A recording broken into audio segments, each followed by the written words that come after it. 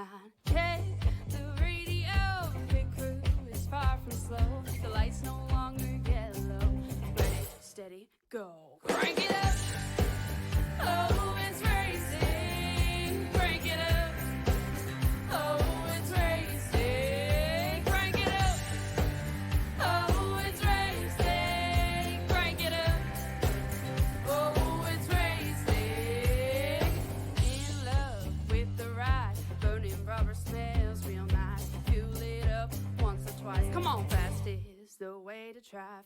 Crowds all on their feet, not one bothered by the heat.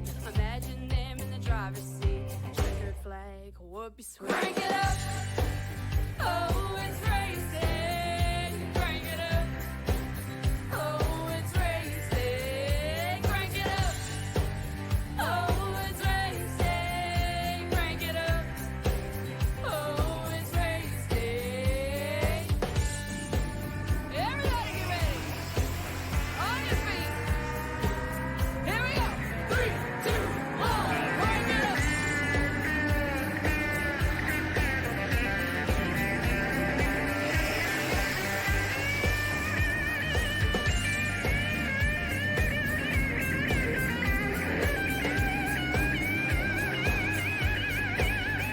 Crank it up. Oh, it's racing. Crank it up. Oh, it's racing. Crank it up. Oh, it's racing. Crank it up.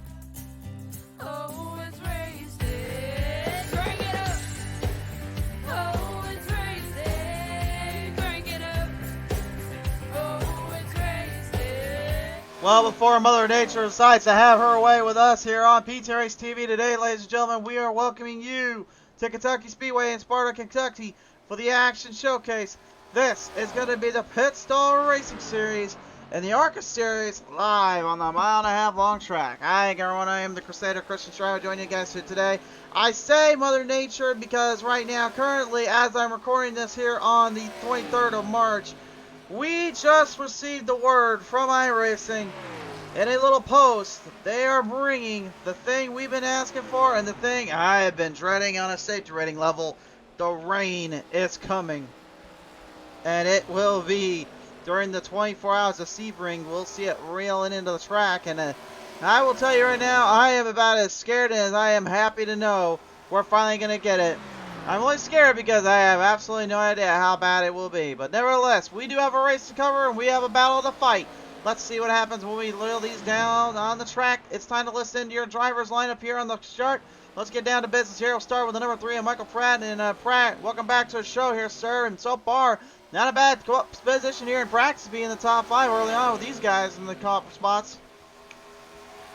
No, it doesn't really matter right now, though. All that matters on the race and not making mistakes.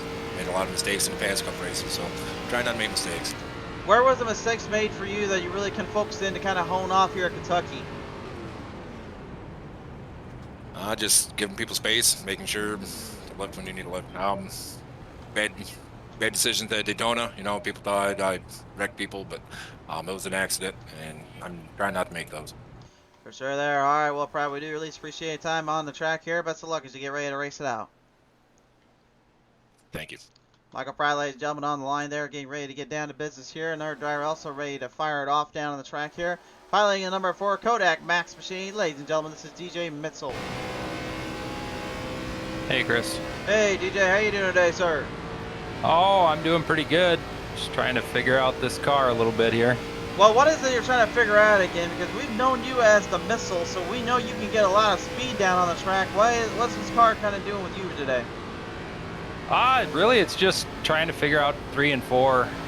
3 and 4 is pretty loose, so just trying to figure out how to be smooth and get through it. Be smooth and get through it. Well, last says 2, you said 3 and 4 gets a little loose. With turn 1 and 2, how much power do you think you really kind of reel around that? Because we've seen a lot of drivers really use that as kind of a build-up for those corners. Yeah, 1 and 2 feels pretty good. You can go in there and really the car just sticks. You get a little heavy-footed, it'll break out on you, but 1 and 2 feels real good.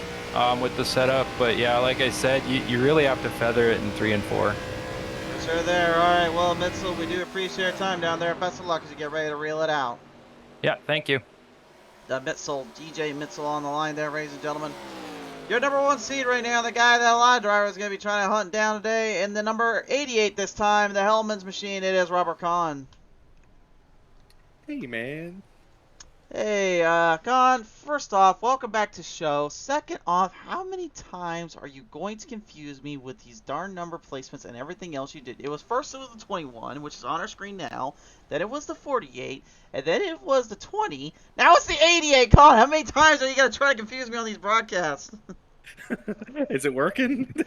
That's not working. You're just making me more mad on this thing. I actually figured out a way to get my voice raised up on this thing without having to actually use it. And now I'm just like, I might have to turn it back down. I'm supposed to be in the 88 now, but hopefully that's showing up. But I switched from the 21 to the 88, so it should be the 88 the rest of the time from here on out. Well, you better get in touch with iRacing about changing that number around. But nevertheless, Con, obviously you got a lot of expectations on your mind, a lot of drivers on your thoughts here. Last time out, you absolutely just completely tore the drivers out and really fired everything on their shoulders. What do you have to do today to kind of regain some of that magic? This is a strong track of mine, especially in like in the cars, like a little bit more power. So this is a lot of throttle control to make these things turn. It's not so much steering input, but this is like one of my wheelhouse tracks. I love it because it's more of a throttle track versus steering. So easy in, hard as you can off. Is love this style racing. They're sure there. All right, well, Con, nevertheless, best of luck down there to you and the team today. Thanks, man. The rattlesnake, Robert Kahn, ladies and gentlemen. Time to listen to another guy that has a few things around here that he loves to do and as much as he likes to eat. Of course, I'm talking about the old dog himself, the 78, Dean Viney, back here with us in the Butterfingers 78 machine. Dean, great to see you again here, sir.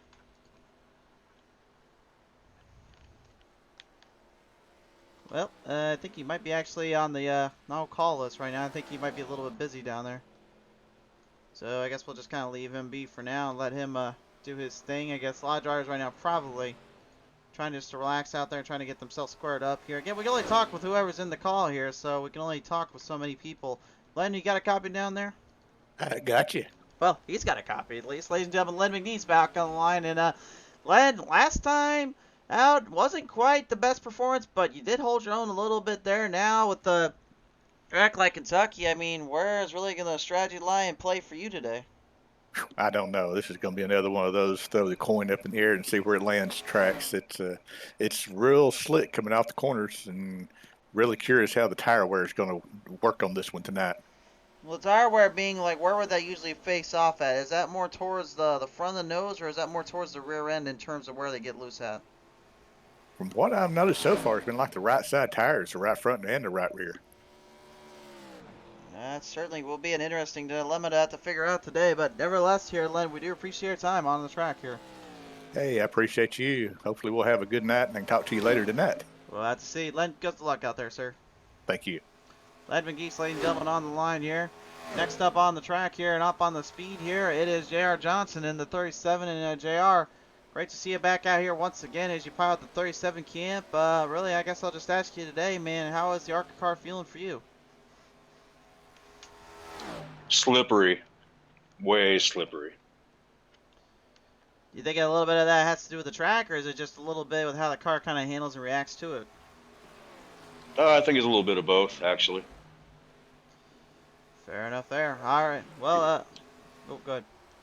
Yeah, you just have to finesse this thing and feather it around this track. It's not a lot of experience on the track, so I'm going to skip qualified and start from the back, and I got some issues with the internet too, so I'm going to make sure that's fixed. All right. Well, JR, we at least do appreciate you coming on board and trying to get everything settled up. Best of luck down there in that car today. Thank you. Have a great broadcast. Yeah, you too. J.R. Johnson, ladies and gentlemen.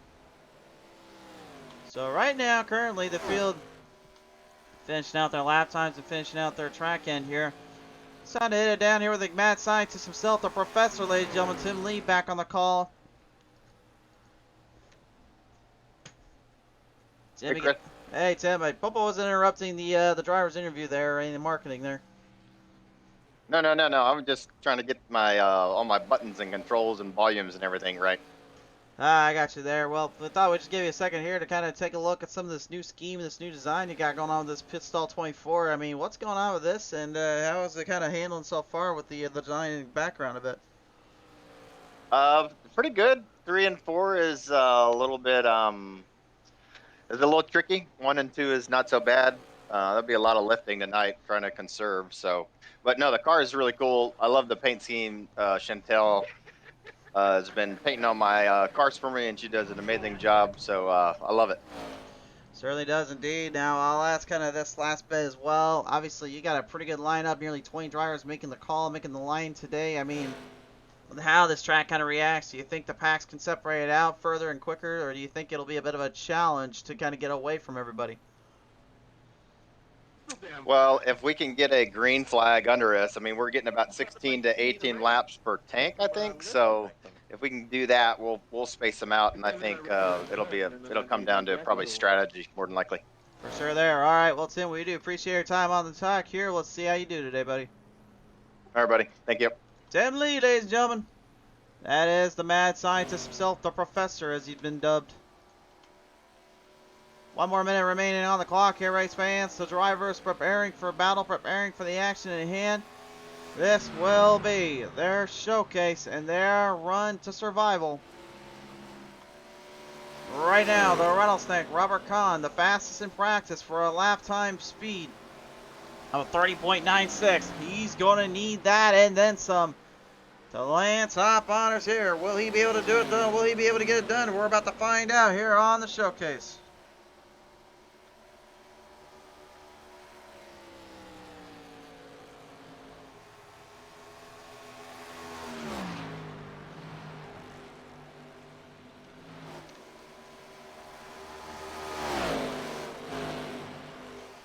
David Humphrey coming on board saying evening, and so is Michael Bullinger saying evening to both of you gentlemen there. Great to have you both on the call here. I swear I was not trying to ignore you guys when you said your comments there.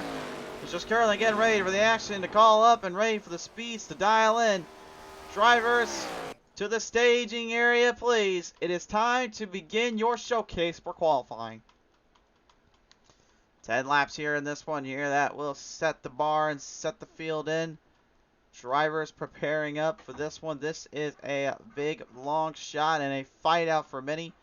A lot of drivers going to be very obligated and in control of their own destinies. We'll have to see how they play it out and how they handle themselves.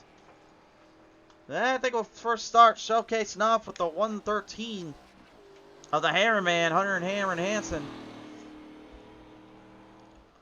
Corey Coe, DJ Mitchell, Tim Lee, Derek Paulson, Douglas R. Johnson, and Todd Bosten will join him on the lap time here. First laps about to be set.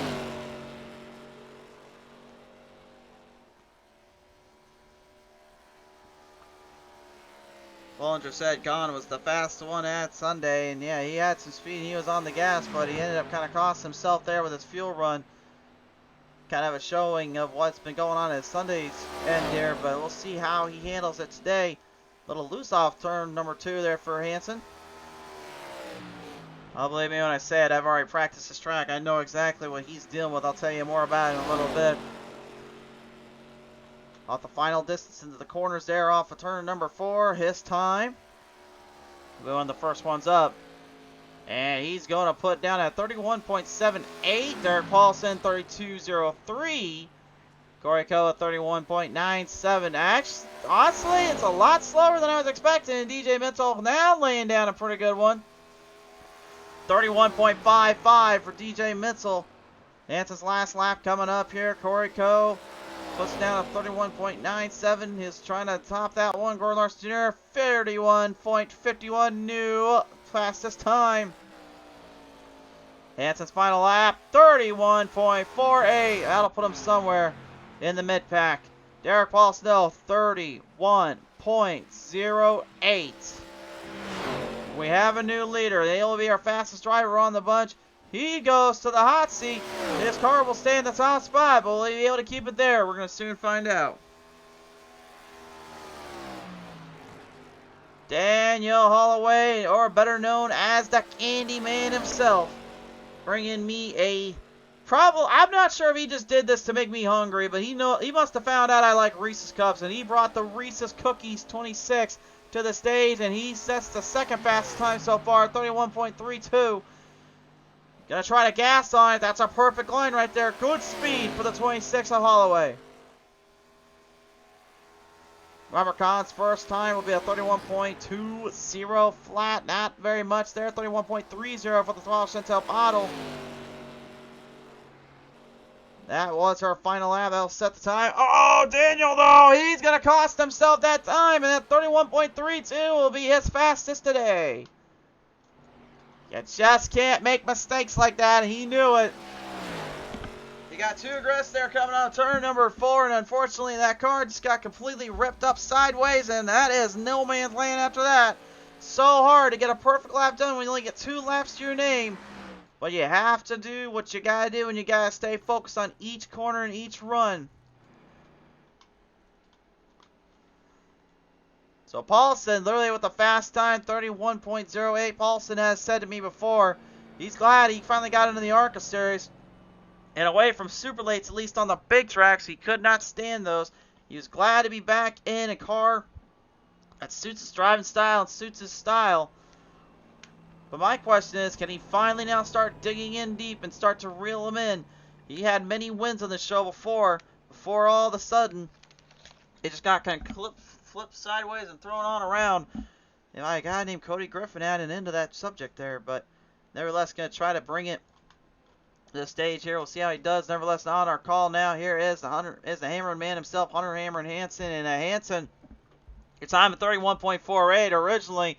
Would have been enough to stay in that top 10 spot, or at least in the top 5 at first, but now the driver's kind of jumping in, taking for control of this race. I mean, what's kind of been going through your mind as you see the time start to drop you down a bit? That I got to get better.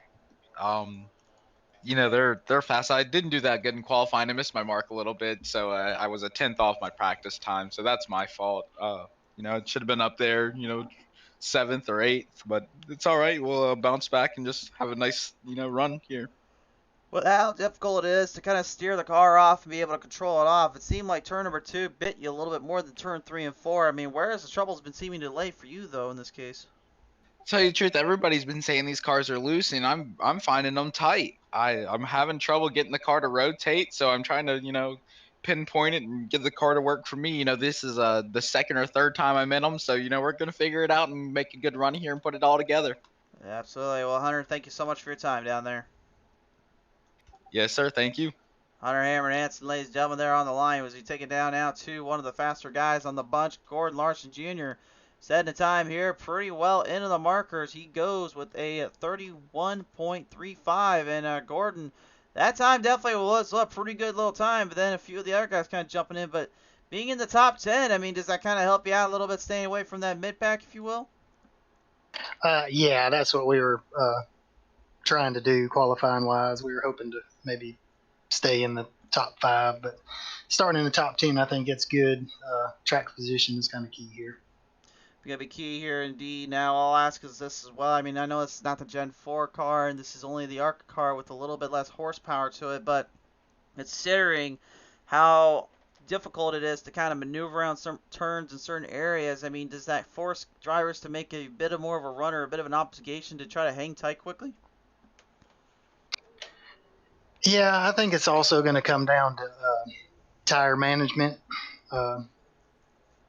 You know, sometimes it's just a lot of people are going flat out and, you know, really kind of drifting the car a little bit. We're trying not to burn the tires off of it and try to save them. Save them indeed. Well, nevertheless, you got to read them in a week. Let's see if you can get it done today. Gordon, best of luck down there. Appreciate it. Gordon Larson Jr., ladies and gentlemen, only with one win to his name. That came from Daytona. But here's a guy that's won a few times here on the show. He knows a thing or two about how to be the top driver. Ladies and gentlemen, the Candy Man, Daniel Holloway, back on the call. Hello, hello. Hello indeed, sir. Right now, top 5 position there for you, and you laid down in that 31.32. I mean, how is the car handling and faring for this one? Me, it's loose, but I knew I had a faster lap on that second one, but came out of 4 a little bit more loose than what I thought and saving it, and that cost me the time. But We got a long race tonight, so I think it's like 120 laps, I do believe. So it's going to be a cruising race tonight. For sure there. Well, I'll ask this as well. I mean, this being kind of a cruise, we've heard the tires being obviously kind of worn and torn up a bit. Out of the start, do you think drivers will take it a little easier, or will you be trying to take it a little easier just to kind of reserve it for that long haul, or what are you thinking here? Yeah, first I'm probably going to take it a little bit more easier because not sure. We got 2 more sets of tires after this one, so I got to save one set at least halfway, but I know cautions might come out, and that might change it a little bit. But right now, this track, she's a little greasy. Track time's about at least 114, so she's slick out there. Slick out there indeed. Well, nevertheless, you got to get some run going here, Daniel. So best of luck down here in the Midwest. Thank you, sir, and hopefully you like that new paint scheme I just brought out.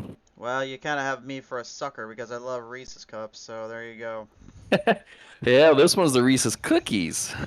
I don't know where in the world you find those things at. I don't even know. Like, I know Reese's Cups. I've heard of Reese's Pies, but I've never heard of Reese's Cookies. Well, I'm the candy man, so I should know a little bit. If only. All right, Daniel. Best of luck down there, buddy. Thank you. I only go because he's making me more hungry than I already am. I just had supper, for crying out loud. Now I'm already getting hungry, guys. I'm sorry. All right, well, before I get any hungrier, let's take a look at our track talk and then send it on down to our intros. This is 1.5 miles in length, ladies and gentlemen, or just under it, if you will. But Kentucky Speedway, this is literally a time-tested, true to formula. This is going to really bring out the toughest and the best drivers in terms of speed and nobility. This place, honestly, will have her a little bit of a trouble on turn 1 and 2. A little bit of a kind of a dip in there, honestly. It kind of corners off really where it actually gives you a little bit some stuff to watch out for. I suggest staying these drivers to really utilize that bottom as much as possible. But if you're going to the outside, tempo. That would be my keys to victory. Now enough of that. It's time to begin our show.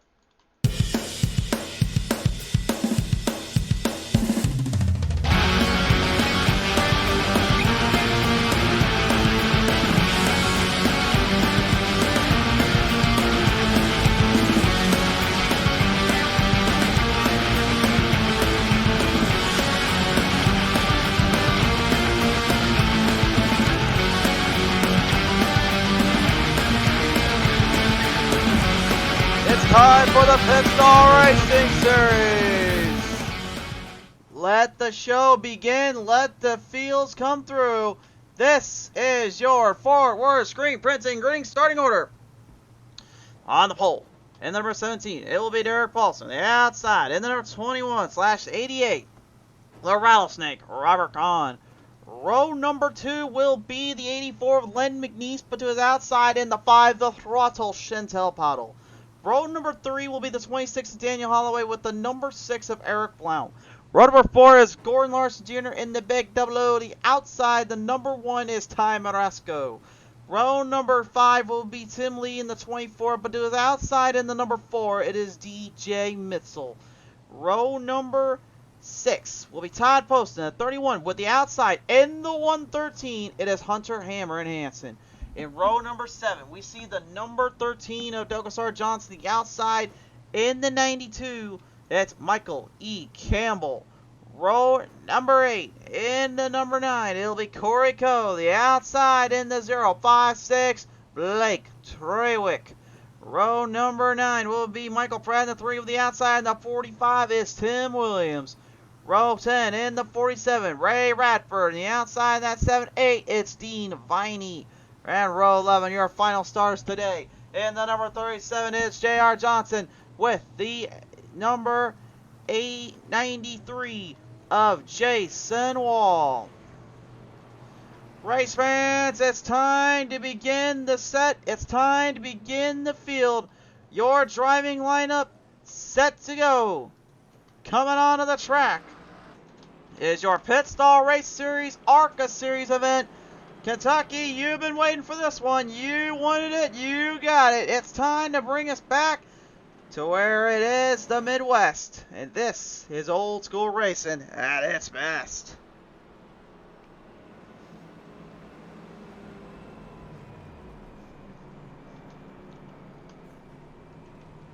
The field getting ready to gravitate towards the track and towards the run here. Your field right now mashing up, getting ready to allow out the loud pedals and put that pedal into the metal. There is so much at stake in this race. Many obligations towards just trying to be the number one driver, but also to be the toughest of the tough and the best of the best. A lot of key moments in between this one. It could get interesting.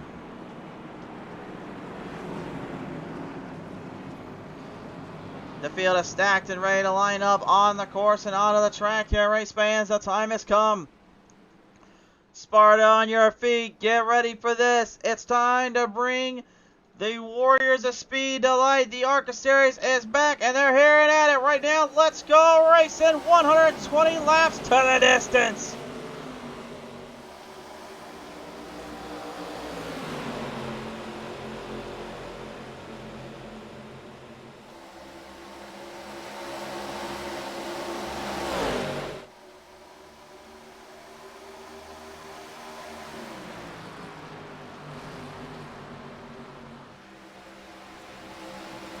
Three wide salute starting out this one here. Early on, drivers are going to be trying to make an easy jump to the front, looking for openings when they can. Still three wide coming off turn number 4, Douglas R. Johnson.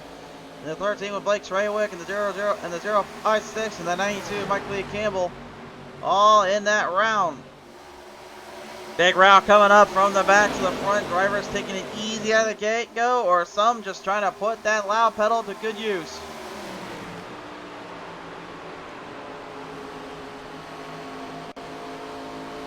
And I'm not surprised early on to see a few of these drivers going through the extreme bottom lane.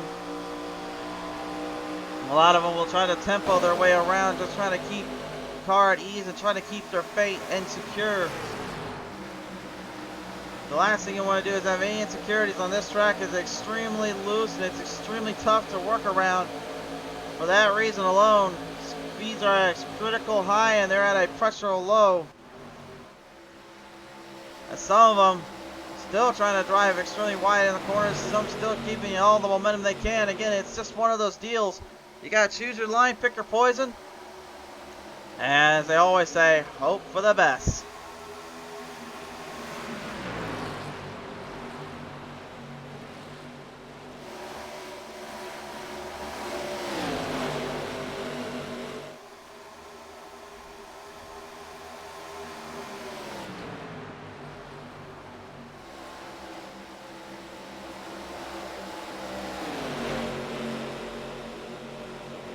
Well, I must say, there's one thing I'm liking right now. What I see is that Kentucky has made this kind of a wide open range, kind of a hard racing actual spot right now.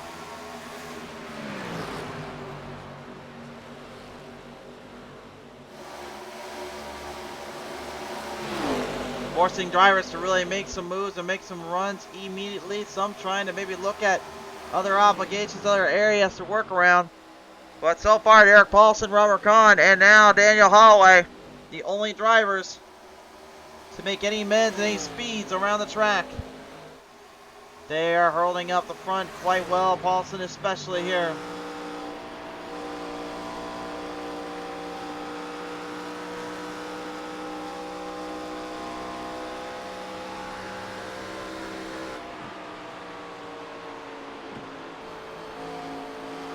Get a good little onboard shot there. You see the MF Racing Designs number 6 still having to run with the 17 on the sim stamp side of things, not the 6 as it should be, but I think he said to me earlier he does plan on getting that switched up sooner or later.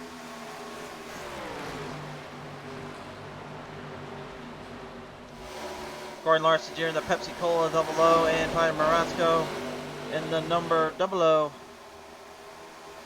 Or the one trying to go after the double O. He's in the number 1 today. Still yet to be the number 1 on the spot though. Looking to change that a little bit. Go on board here with Blake Treywick here, the number 056. Trying to move his way up to the spot. As he brought out that old paint scheme again. And look at this, you can just see, this is a great example of what I was talking earlier about keeping your throttle up and the momentum high. This is exactly what I was talking about. They needed to keep that speed up. You notice how that 056 stayed on the down low, ran the course, ran the turn, and the machine was able to go right where it needed to. He did not over accelerate, he didn't under accelerate, he was right where it was wanting to play at. Kind of surprising here to see some of the drivers already spread out as much as they have here, but at the same time, I'm not really. The 5 is Chantel Throttle Bottle calling 4th, so he's currently in the 5th spot, laying low with the other heavy hitters. As we see a little bit of a diverge. The Rattlesnake, Rubber Con, trying to immediately catch up as we get a little bit of a green flag run in. There is problems down on that track. Michael Pratt, the number 3, told me earlier he was trying to stay out of trouble. He wasn't trying to cause any troubles. Well, it looks like he's going to have a little trouble anyway. Gosh, it is out. Another look at the replay here. We'll see what happened to the number 3 here.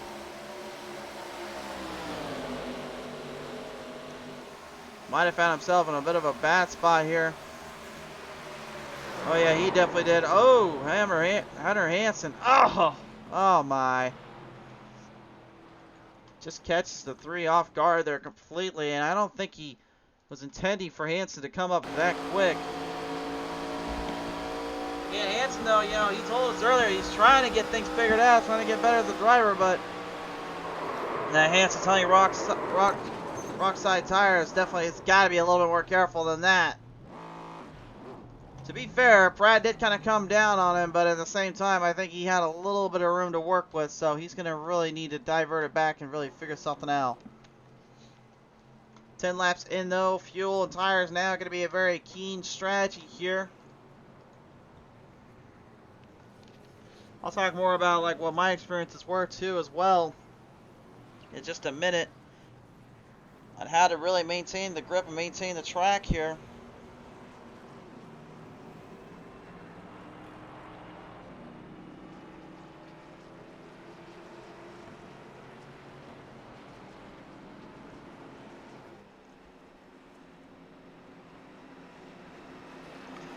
As they come from pit road, Paulson, Kahn, Holloway, Blount, and Trey Wicker, top 5 out of pit road.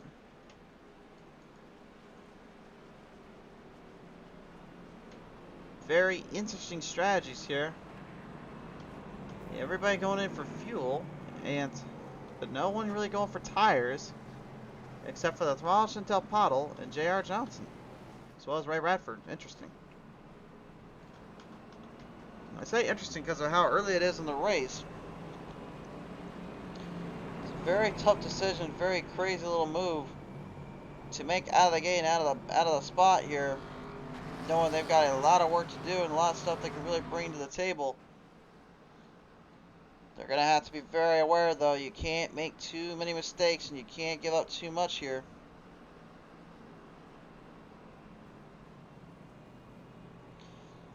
Now, I obviously have mentioned already that I have actually got on the track and I actually got into this car today. And yeah, I did. And here's what I'll tell you guys.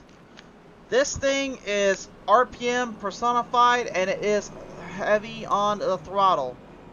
But it has a bit of a weakness on this track, which is, again, out of the start, it is loose in turn 1 and 2. It is very loose. You have got to be careful how quick and how hard you run that thing in the ground, because that car will want to shoot out across from you, and it will not want to stick. However, in 3 and 4, you got a bit of a double whammy down there. Instead of carrying that speed, you got to brake a little bit, and you got to sip it up just a little, just to get the car to tame down, settle back a bit. It has a habit of tightening up easily in the entry and getting loose off the exit. And I noticed when I ran it was, if you got it wrong off the apex, text to turn 4 was your worst nightmare come to life, because if you try to over throttle it, that car would spin on you, and you would have to be fighting to save it as much as possible. And that tire wear on that turn, in my opinion, it does a number. How much of a number? Well, you're about to find out here live now, back on the show, as we get back ready to hit him back to the green flag, to the Fort Worth screen printing restart zone. It's time to bring our drivers back to the stage. Here we go.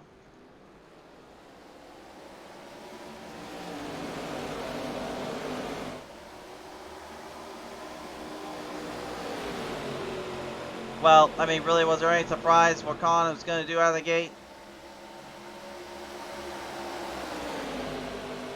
Paulson trying to catch up there. Daniel Holloway staying in that spot a little bit right back on the track. The Gulf Oil, number 9 at Corey Coe. Not only is he having some mechanical problems down there, he's also having a little bit of a glitch graphic gremlin problem down there. Shipping them on back down across the plains into the field zone. Eric Brown, the number 6 Viagra machine, trying to raise the stakes and raise it up a little. He's going head to head, toe for toe with Daniel Holloway, the Candy Man, versus the Viagra Man. That sounds like a horrible joke when you go into the bar, and I don't even want to think about that one, so let's just leave it at that. CJ Mitchell, the Kodak Max, number 4, trying to take it to the Max and go head to head here with the Candyman and Ty Marasco. Marasco is really kind of like that Tabasco sauce, like you just know it's a little bit of heat, but it doesn't stick around too much, and as of late, that's been kind of his situation. He's been trying to figure out how to get that car to kind of stay more in spot and really be where he needs to be, but it just has not worked out the way he wants it to.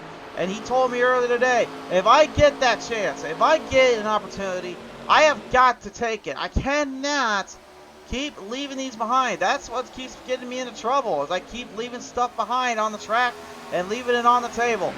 No more of that and no more letting that go. I've got to start being aggressive, and I got to really bring it on. Well, here's another guy that knows a thing or two about getting aggressive and getting the power up. This, of course, is the number 31, Todd Poston. Hey, look at this right here. See what I was talking about in turn 4? Right there. He got a little hard off that exit. Notice how that rear end kicked out and underneath it? You noticed it? He managed to get the car stable. But my, was that another little bit of a shot in the dark and a little bit of a situational awareness there.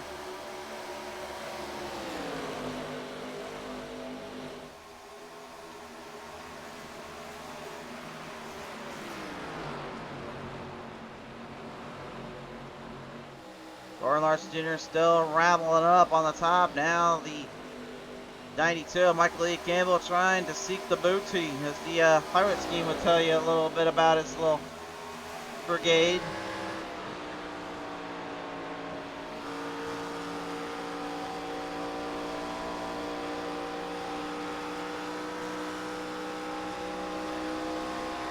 Campbell right now currently right in there with Tim Williams as well as Gordon Larson Jr. in terms of where they could be running out at and where they could be hitting the speeds too.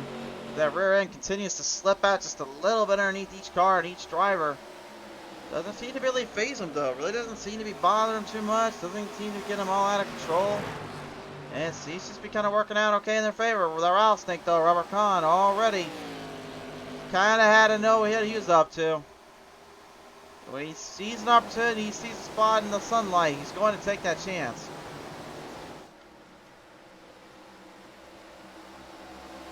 Wrapping around off turn number 3 and 4, nearly 3 wide off there. Marasco leaving plenty of room for Holloway and Mitchell to really take an advantage here.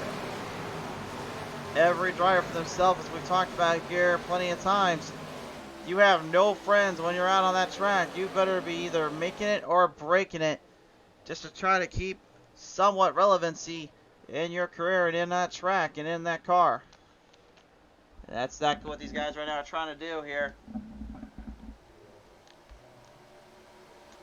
Coming right around here off the corners here, the 24, Tim Lee.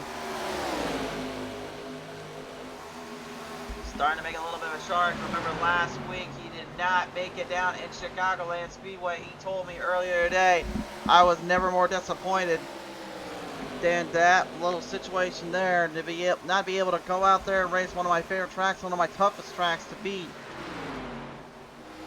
But he said Kentucky was on his hit list to try to make or break his season out a little bit and really showcase what his talents lay in the car.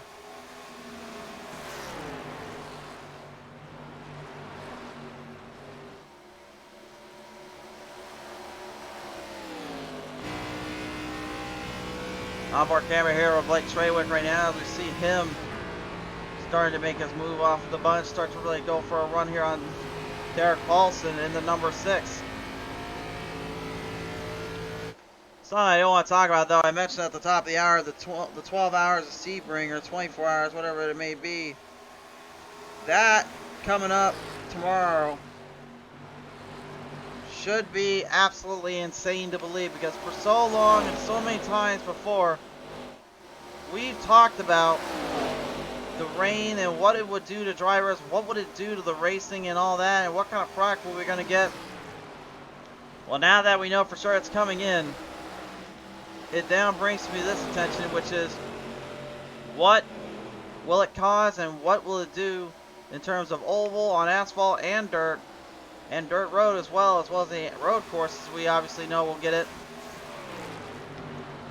That remains a mystery, but I can tell you right now, if that rain is coming in tomorrow, first thing I'm doing, as soon as it gets loaded up and everything, I'm jumping in my car. I'm gonna go test it. Brent Lillier, it says 24. Looks like we're on for the Tim Lee camp today. Brent, thanks so much for tuning on in here to the show.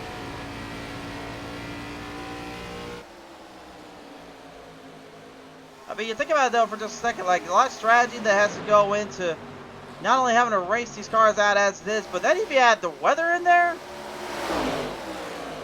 I don't know. I just think honestly it could get a lot more crazy, and you may see a lot more aggressive racing from it.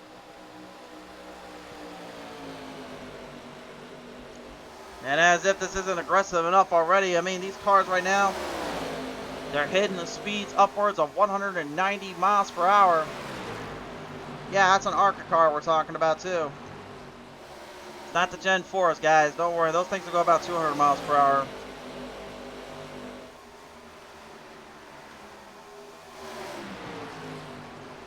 Daniel Holloway currently was dealing with Eric Blount, and now he's dealing with Ty Marasco. Trying to put old Roscoe Petro train out of the way. But he can't quite get him up there out of the spot here. Marasco doing a dang good job right now. A darn good job, I should say. Keep the pressure on as he now puts the pressure as well on Eric Blount, catching the corner of the Viagra number 6. Just slight damage on the rear quarter panel did not affect the car, but it did affect for Holloway to take control. Now Blount kind of trapped up. Everybody's starting to pack him in. Here comes the group. The 45 of Tim Williams also kind of maneuvering through every driver right now, just kind of hanging tight and trying to low down this one. This right here is what we call an old-fashioned slobber knocker, race fans, and only the best can get out of this one.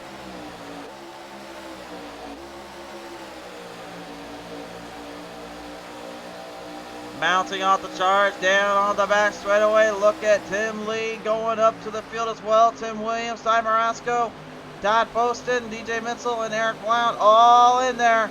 Robert Kahn, first enter pit road. Treywick, Paulson, Holloway, they all stay out. Today they are working with the 30% fuel line, and currently drivers having to go into pit road quite often, quite a bit. That will force their stops quite a lot more often than I think I expect it to be. But what I like about it is it allows for a tire strategy to be put into decent effect and a decent regard. Have to make sure to watch out for the rest, and pit stops being so frequent too means you really got to watch those pit stop exits. A race to pit road as everybody jumps their way in.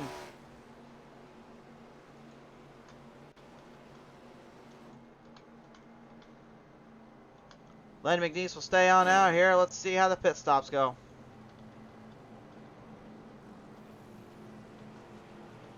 Just fuel for Treywick. Todd Poston looks like maybe just fuel as well. Same for the number 4, DJ Mitchell. Steering, Chantel took tires there earlier. I presume she's going to only take fuel. Daniel Holloway, first one out of the bunch. Blake McNeese now going to join him in at pit road as Blake Treywick and Daniel Paulson, or Derek Paulson, excuse me, not Daniel, are currently moving their way out of the brigade and back out on the track.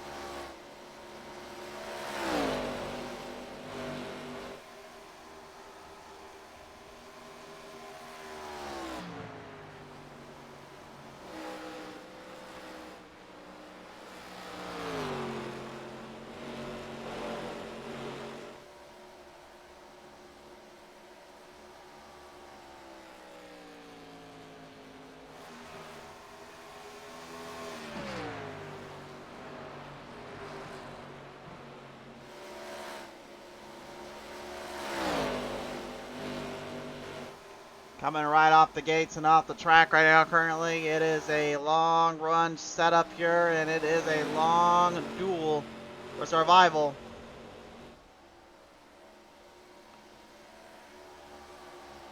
Going to the well once more, 1/4 of the way there. Blake Trawick currently holding back the rattlesnake. Derek Paulson as well. As the MF Racing Design 6 tries to gain some ground and some coverage back out on the track.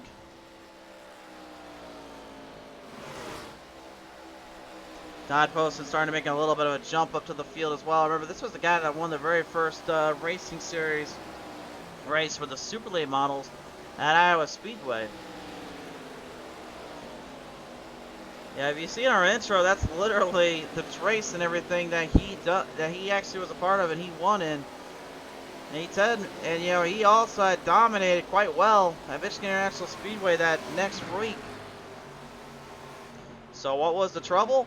Well, let's just say Todd didn't exactly get that win that day. As a matter of fact, a middle-of-the-road caution actually completely diverted all the drivers back together, and then it turned into a bit of a, shall I say, a Russian roulette fest. See which one would shoot which one would get taken out first, if you will. And Poston was one of those early on. Despite being the race leader for a good majority of it, his strategy ended up getting taken completely out of proportions, and he had nothing left he could do. He's now coming back here with a vengeance in this racing series, and obviously he has to be in the way because he's going head-to-head with some of the tougher drivers and some of the best drivers in terms of speed and scope.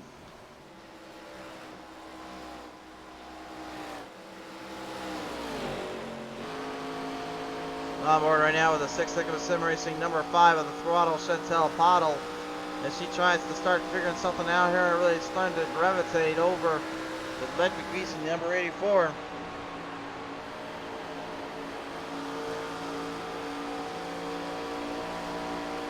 And McNeese again not giving her much room to make a move off of, but at the same time keeping the pressure on. That's the key.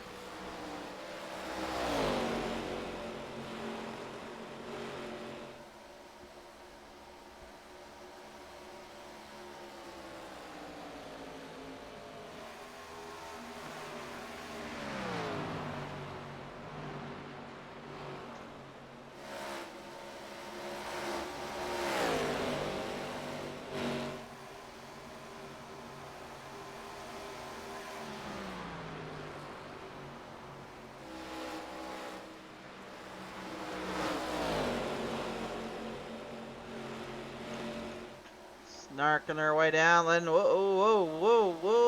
The Western Auto 84 getting a little bit loosey-goosey coming off of turn number 4.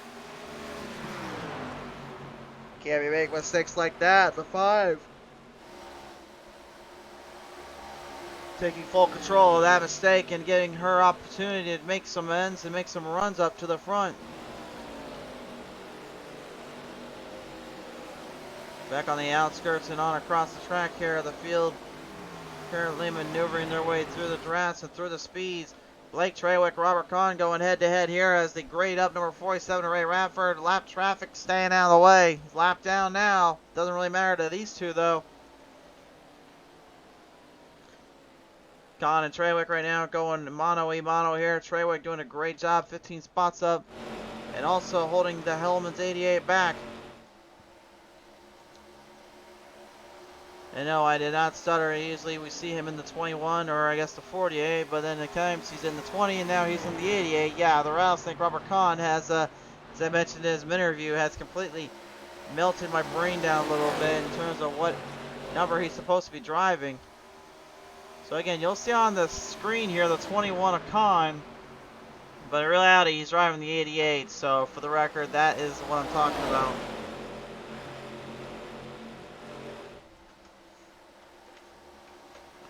One-third of the way there down. Nearing halfway home.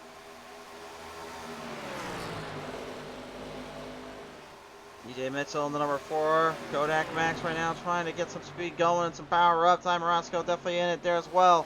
Race fans, when we come back, there's more action to be had and plenty more to see here. We'll be right back after a quick commercial message. Today's race here at Kentucky Speedway, presented in part by our friends at Fort Worth Screen Printing. When you guys need a custom design t-shirt done up with your logo, your style, your way, well, no hassle. It is all about getting you the best product, and it's the best coming from Fort Worth Screen Printing. Be sure to visit them up at www.fortworthscreenprinting.com for more information. Be sure to check them out and also get your designs up today. Also, a big thank you to John T. Garrett Twitch channel. Be sure to visit him up at John T. Garrett to get a little bit more info and insight into his ARCA Series career as well as his iRacing career. Thank you to both. And by Lightning Wrapz, with the most affordable designs made at your leisure. Lightning Wrapz is going to bring you the best designs in your library. So right now, currently, as we get back out onto the stage and onto the track here, DJ Mitchell and Ty Morosco currently having a little mono-a-mono competition as well. The Kodak Max Pontiac round 3. Trying to get some little speed going there on the number 1 at Ty Morosco, but old Morosco, almost just like a cat out of a bag, man. He just does not want to stop scratching and clawing at anything that moves or anything that goes as what comes towards him. And he's currently just been digging his claws and his heels back into the front nose of DJ, not letting him breathe, not letting him get any chances to take any opportunities there. As the race lead has just been made, the pass off turn 1 into turn 2. The Rattlesnake, Robert Kahn, is your new leader. He said earlier he loves these kind of tracks. He loves this kind of racing. Easy in, extremely hard off.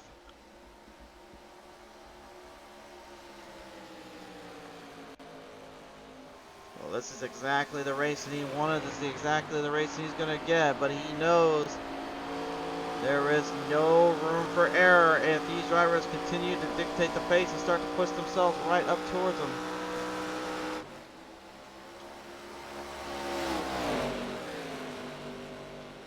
Corey Go, Todd Fossen here. Great little battle coming down off the back straight away. If Corey actually would stop having the glitch graphic gremlins try to take his soul. Todd probably thinking the same thing. Driving up wide. Tim Williams going to try to shoot the gap. And he shoots Todd, posting up a little bit. Right in the middle, looking for the gap. Nearly 3 wide off a turn forward to the front stretch.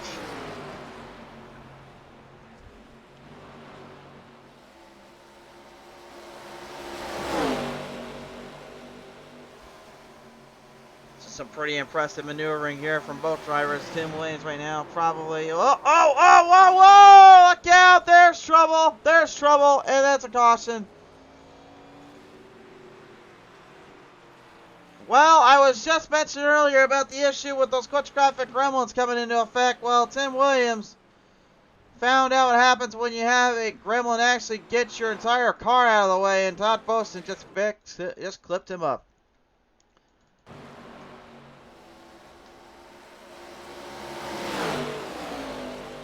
One more look at the replay.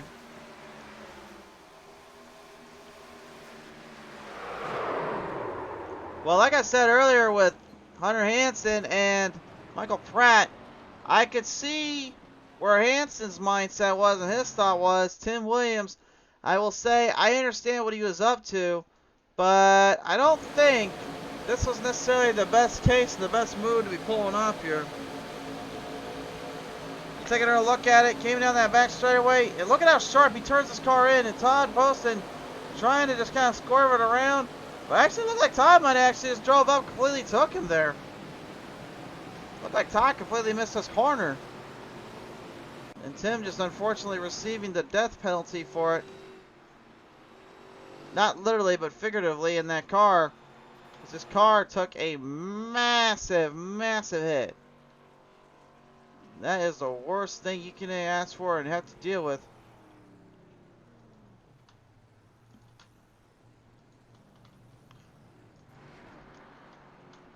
So, second caution of the day here. 48 laps now in the books.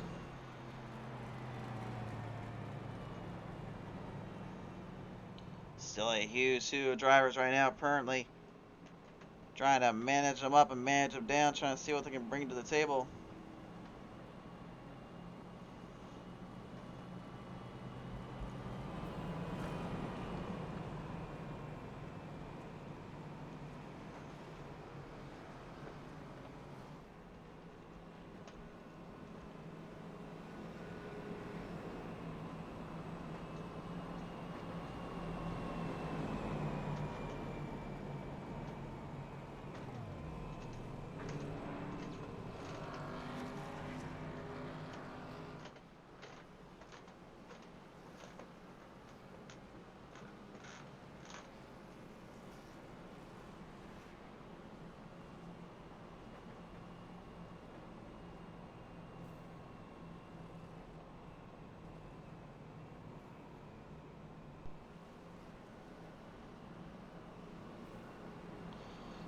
So the field looking to see what will bring it today.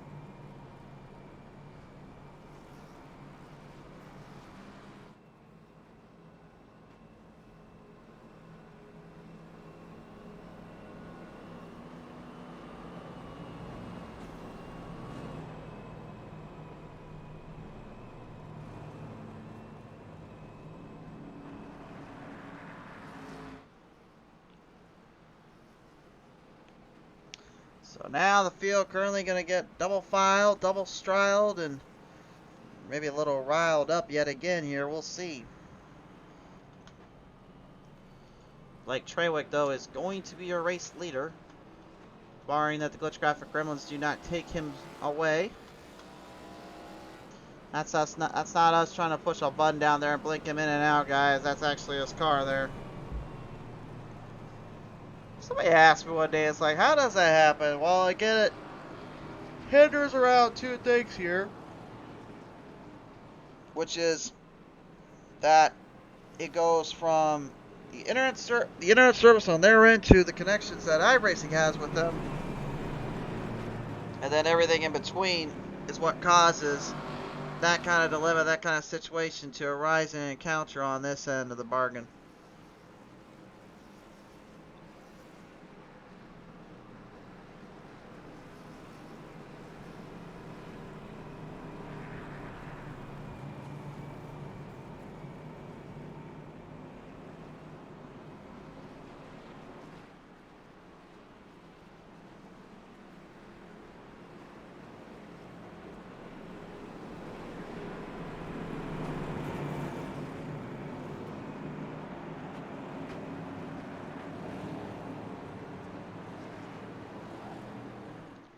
Field is now rallied up and ready to begin the fight again off of corner number 4 to the Fort Worth screen printing restart zone.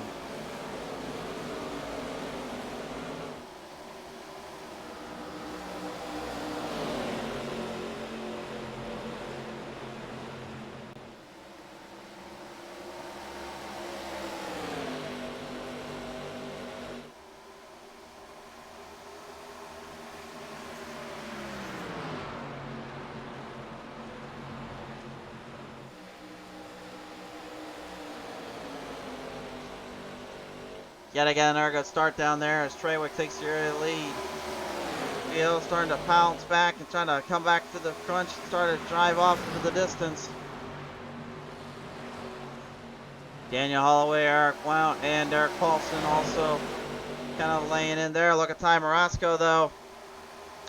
Looks like he doesn't want to be the Tabasco sauce anymore. No, he wants to be the ghost pepper, and he wants to heat this up a little. Here comes off turn 4. New leader. Marasco has sauced up the 056, and he put the heat inside that one. Trawick bit into it, and Marasco decided to sneak his way around. What a good drive from Marasco as he drove off the distance and drove off into the sunset a little bit. Whoa, little contact there coming on turn number 2. Corey Coates and Williams. Both drivers struggled a little earlier on in that spot. That seemed to be a same case dilemma. Look out, Tim Williams. Way wide into the wall, the 45. He's going to lose all that power and all that speed he gained up. All for naught. It's gone again. Oh, my. You just can't make mistakes like that.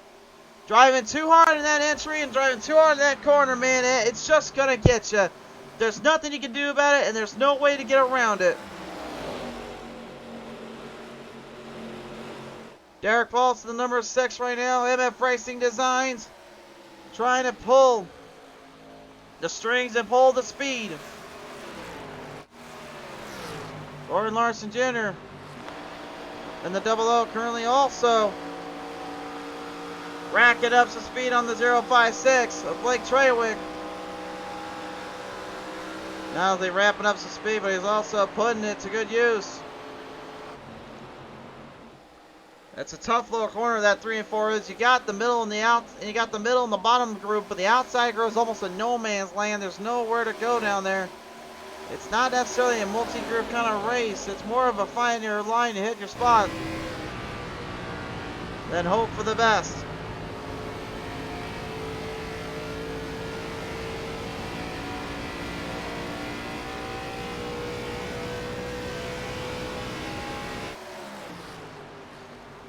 Another onboard camera there for the throttle set up auto, as you can see. Her little run off, trying to get down to the field. Corey Coe, big comeback here as the 9 Gulf Oil, trying to put some use to the Candyman and the Reese's Cookies 26. He's forcing Daniel to have to drive a very close line. Daniel not able to hang that line down. Backs it up and backs it around. He'll go back into the corner and back off into the sunset. Dean Viney right now on the 78 having a little bit of fun right now currently as the Butterfinger of 78 working his magic of working the car around. Again, this is a very trivial situation. He needs to make sure he doesn't let in, he doesn't let out. He just keeps himself in contention throughout this run.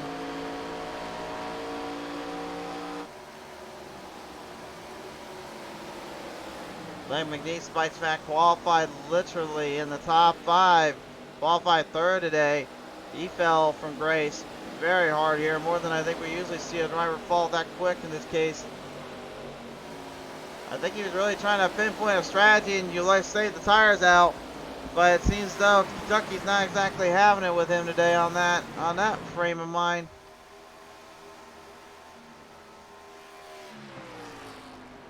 Gordon Larson Jr. still trying to hunt down the race leaders of Ty Morosco and Eric Blount. Meanwhile, his teammate Eric Blount in the Viagra number 6 trying to put the 4 Taurus right up to Morosco. Ladies and gentlemen, we are now halfway done with this race.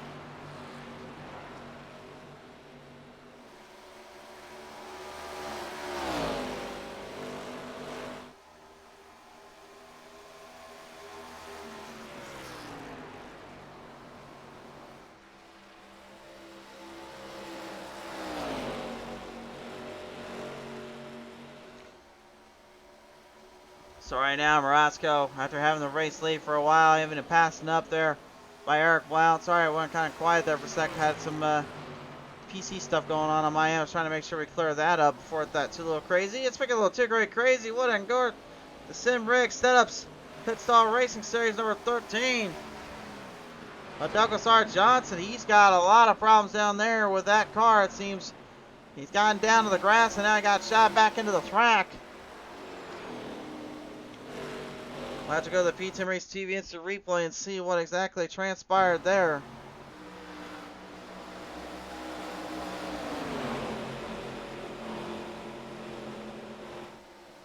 Ooh. Well, I'll give him credit where credit's due. That is a very good save. It may not look like it, but you gotta kind of put yourself into their shoes for a minute. Look at how close that came to being a disaster. That's a pretty good save, if you ask me.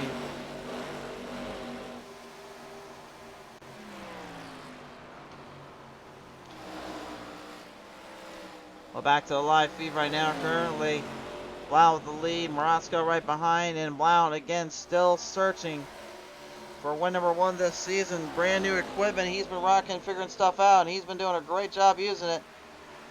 Brent Lord says, come on, Lee, rooting him on. Brent Logue says, good evening, sir. Sitting at work, making easy money, enjoying your broadcast. Don't get better than that. Brent, I really do appreciate you, man. I got you, and I got my grandparents, I got my family all watching, as well as a lot of friends and family that come onto the board. And just want to say to my grandma as well, hope you're doing okay and you're getting better as you go. Still love you and love my grandpa over there, being there by her side and by my side as always. Oh. Couldn't do without him, honestly, on these calls.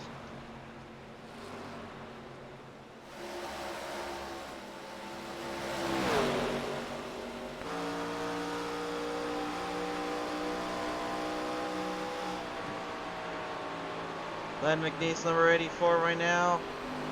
Holding back in the 47 to Ray Radford.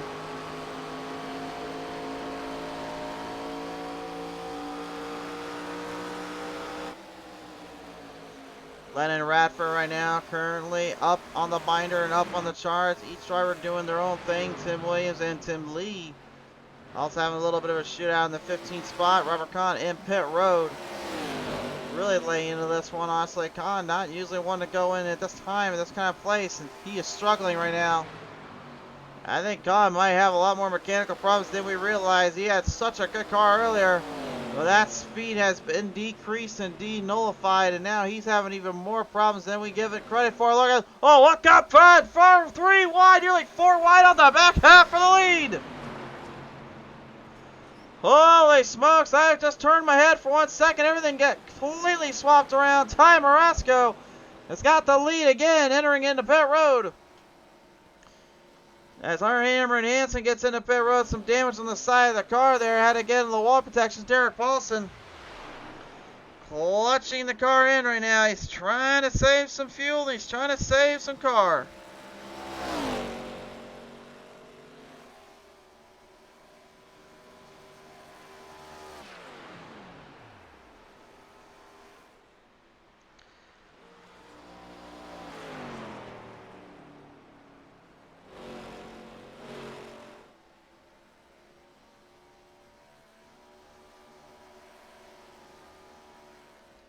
Well, pit road stopping for the 6th of Paulson, McNeese also going in now. The rest of the field currently just trying to size themselves back in and out.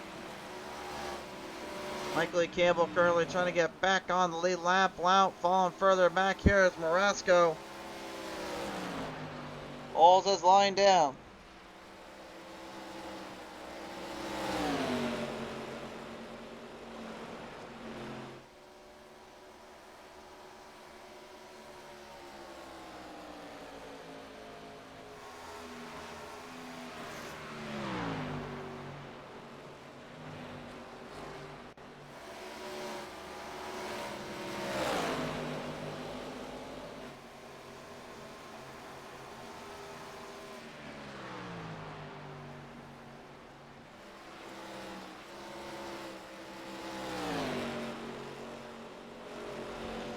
So Marasco right now with the lead. Paulson, Blount, Larson Jr., and Co. Your top 5. And Corey, despite having all the problems that he had suffered earlier, doesn't seem to be too fazed by it. And the field right now just kind of stretching in around and kind of stretching off.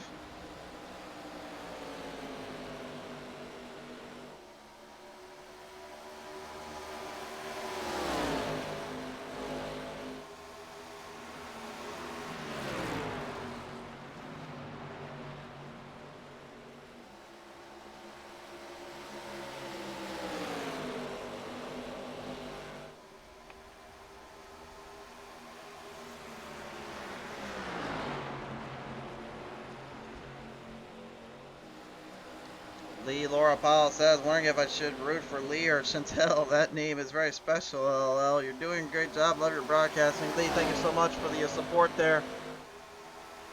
Try our best around here anyway.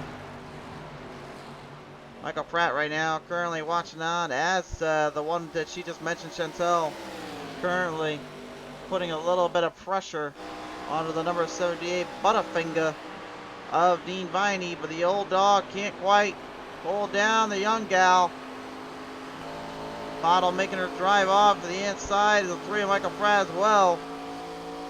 Starting to hammer up, trying to bring the speeds into a little bit more.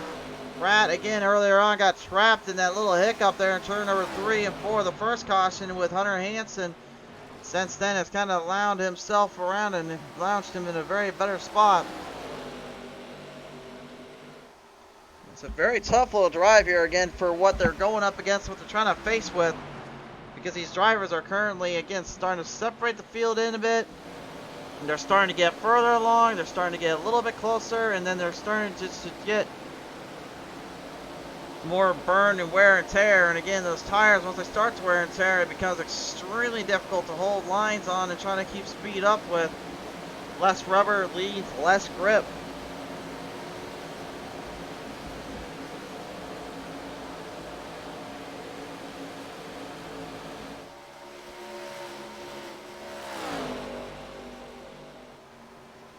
Ty Morosco now getting right through lap traffic. He jumps it ahead of J.R. Johnson as well as Hunter Hansen. And you heard from J.R. earlier, he said that car was loose as it gets, and he could not stand it for one bit.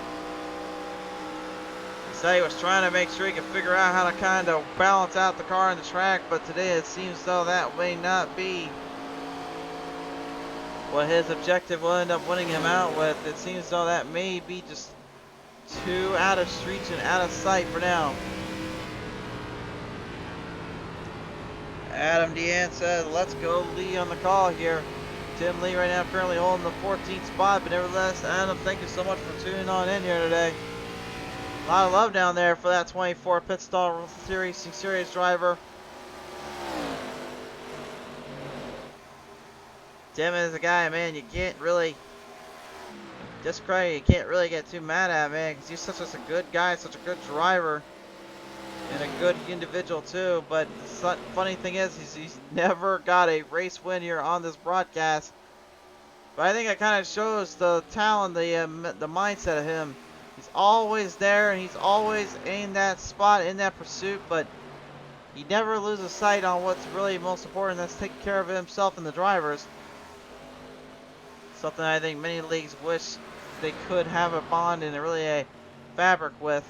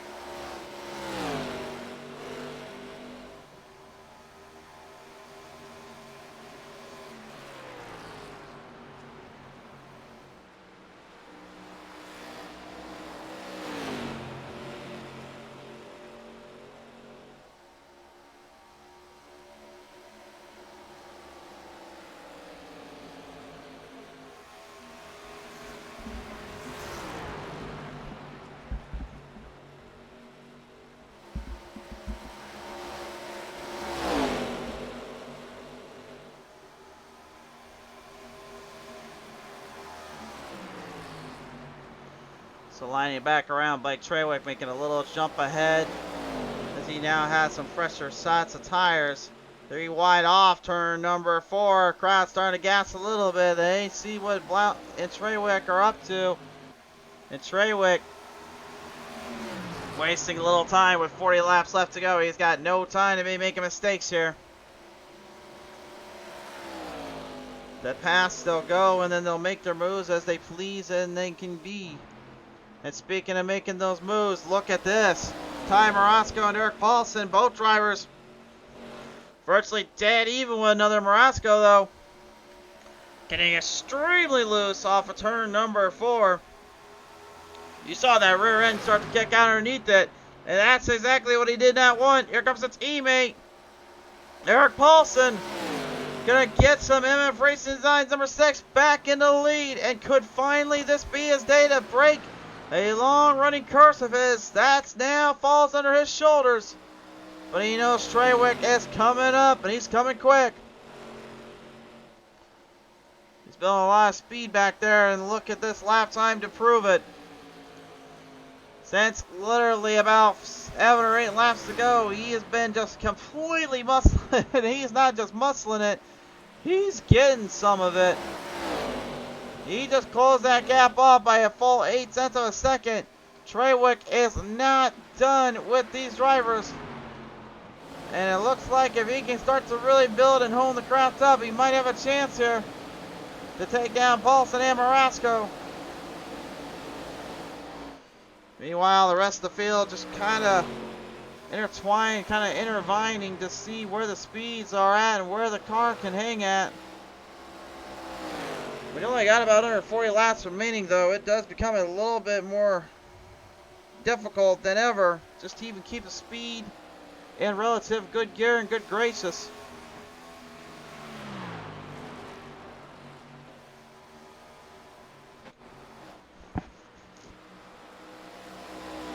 Eric Blount, Gordon Larson Jr. right now, currently, they are also having at it and having it a little bit of control underneath.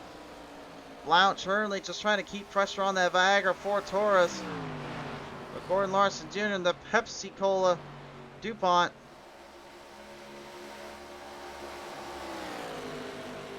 Trying to work with his teammate and trying to see if maybe they can figure out a last minute strategy, a last minute rally.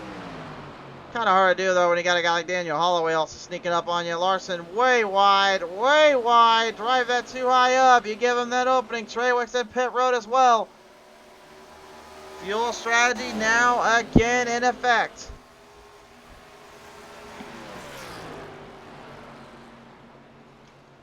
So interesting just to see how quick we have swapped out pit strategy with tires, with fuel, with everything else in between right now. Currently, Treywick has loaded up the guns with the fuel. Corey Coe, probably looking to do the same here.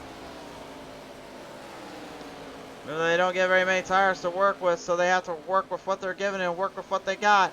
Marasco into pit road now. Paulson staying on out. He wants to secure every ounce and every bit drop of fuel he can.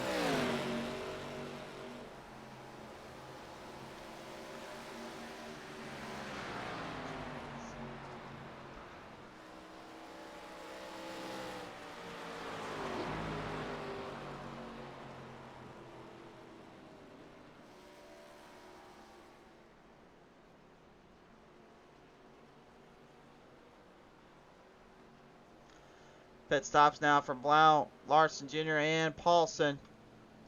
We're going to keep our eye on these guys here and see what their strategy pinpoints out.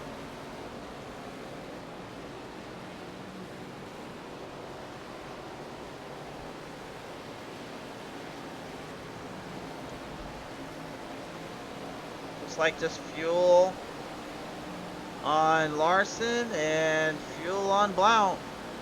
Paulson's out already.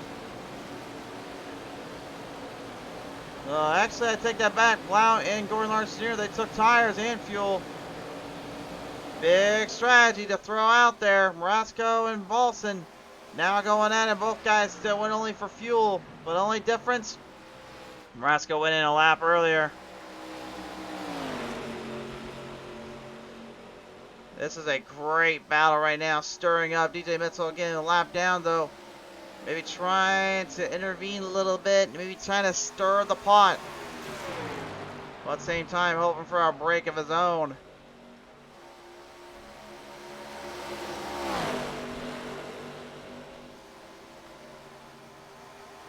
Marasco right now going to deal with some pressure. Down to the pressure, to the feeling to the inside. Treywick. Big run. Big push. And a whole lot of momentum.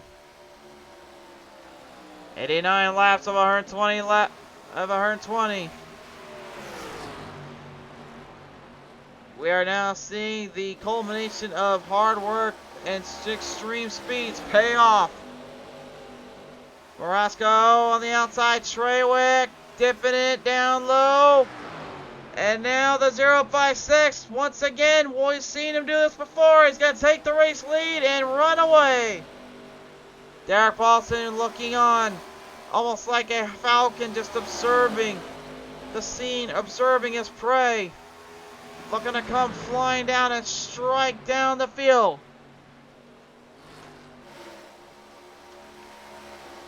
They'll have just about 30 laps remaining on this one.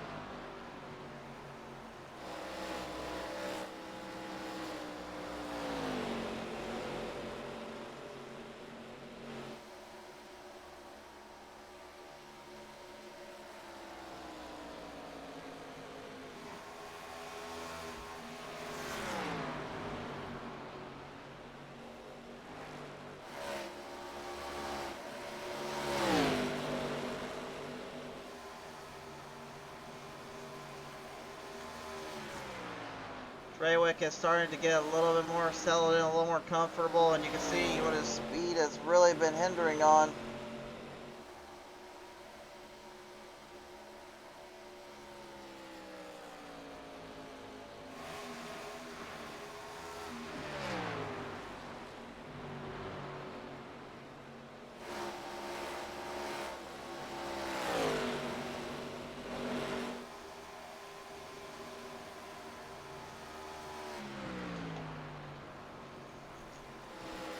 Seemingly just can't stop finding more speed and finding more momentum, but again, the tires do take a bit of a hit here.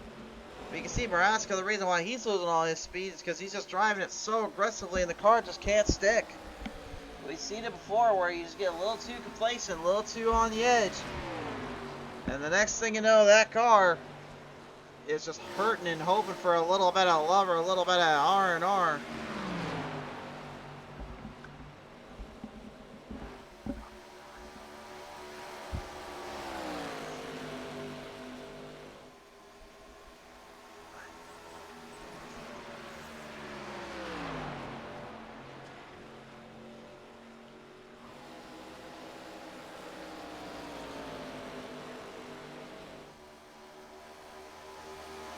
Six laps remain. It'll turn 25 next time on by. Eric Blount, Gordon Larson Jr., all of them just kind of like hanging around where they need to and playing their roles to perfection. Gordon again probably thinking though, another one slips out of his hands. Blount probably thinking he gets to let one go as well. Some drafting tendencies here for some drivers and some other guys and gals. Just trying to hang on. The speeds have kind of deteriorated and they've kind of slowed them up just a bit. But it hasn't stopped them from at least keeping that throttle in down towards the floorboards and keeping everything squarely in the driver's hands.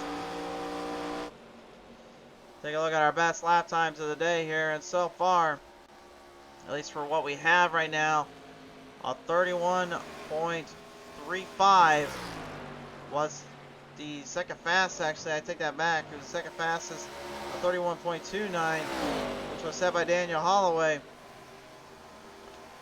It has been the fastest of the runs, it's fastest of the track here, but it hasn't done them much good in terms of keeping up with the rest of the race. Paulson and Marasco, they may be teammates, but that doesn't mean anything to them. Problem is, the more they keep battling, the more they're going to give old Treywick a little bit of time to get away. You can just see how worn and torn those tires are and how difficult this is getting to pass here. Paulson, though, he's not giving up. Rasco won't give up either. Man, talk about not giving up and not letting off. And now that they get a little bit loose off turn number 4, Paulson troubles. Can't quite get the car to stabilize down as much as he was hoping for, and now he finds himself even more in a situational boat.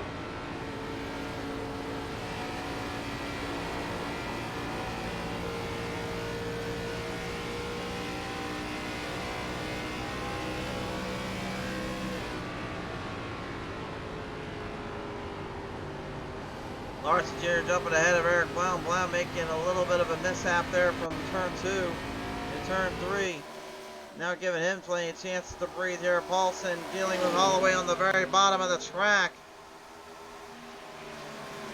You can just see Holloway as he steers that car in. You can see how it just reels the rear end out, then flips it back on its head and back into the draft. Trying to get to Holloway as much as possible here.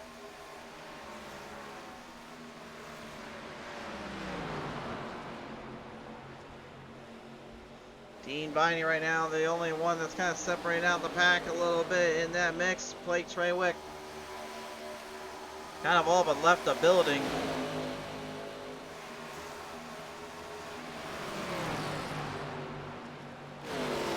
Probably feeling right now, he probably just absolutely cooked up this run. And everything else in between. Jason Gaviera rooting on, says, let's go, Tim, on the chat here. Jason, thanks so much for tuning on in here. Presuming he's talking about Tim Lee, or he could be talking about the other Tim, Tim Williams. There's a couple of Tims in there, so he might have to help me out with that one, but I'm presuming we're just going with Tim Lee here. That 24 Pit Star Race Series machine stayed in the top 10, then the top 15 all day. But has yet to lose out on any momentum or use out any kind of key control of this race. That seemed to work out perfectly in his favor. But McNeese jumping ahead there of the 5 Chantel Paddle.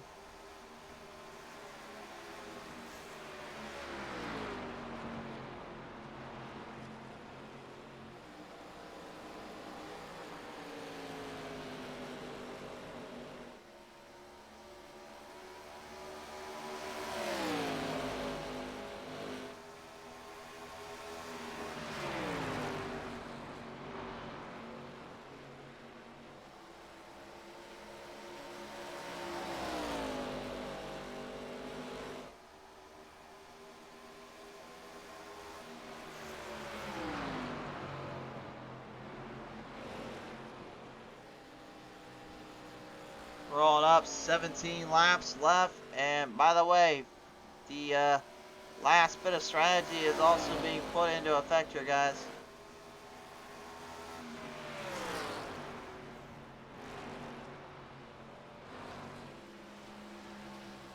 Yeah, you didn't think we had forgotten about the fact they gotta go and get one more run out here, right?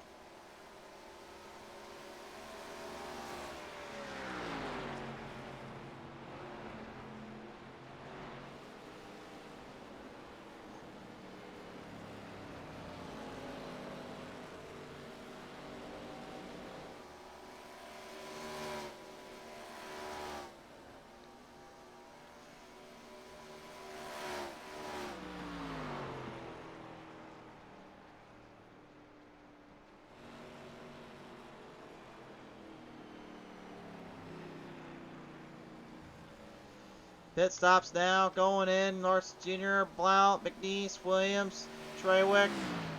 They're all in there. Gordon Larson Jr. trying to hurry out of there as Treywick's coming up quick. Thinks he might have enough to be able to take it down here a notch too. Larson Jr. trying to get to him. Treywick though runs away.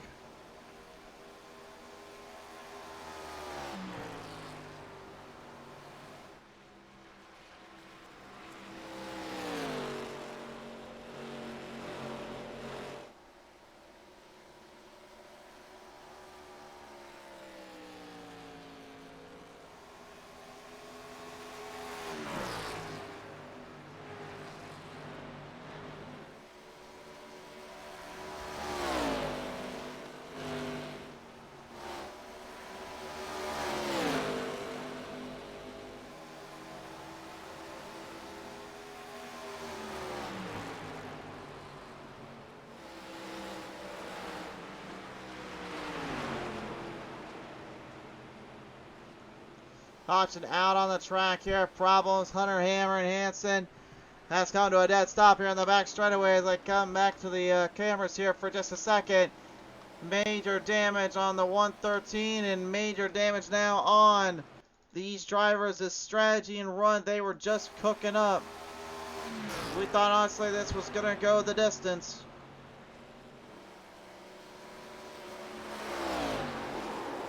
Look at this. Oh my gosh. Oh my gosh. That is a violent wreck for the 113. Just completely nosed in. Nowhere to go and everywhere to run off to. That thing took a massive hit. One more look at it from the chopper cam here. It looked like Hansen just completely lost control of the car there and he was trying to steer it away. He said earlier he was getting tight. Well, this one didn't look tight to me. This looked like it was loose. And as soon as it came off, yeah, everyone else doing a great job avoiding him, but ouch. Massive, massive hit.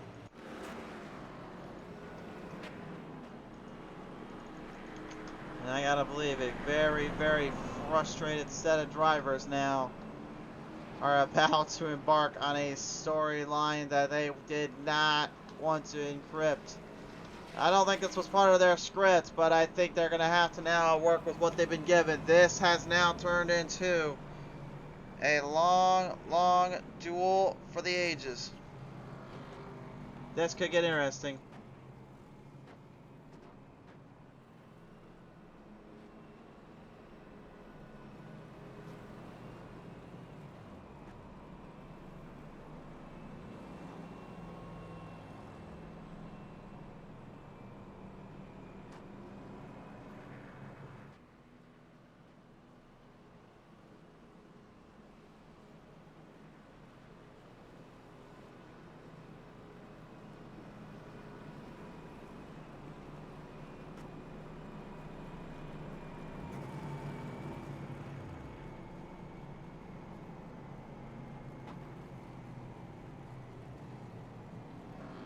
So now, ladies and gentlemen, their chances and opportunities that laid on the verge of fuel and tire runs now only come across with one mindset and one thought.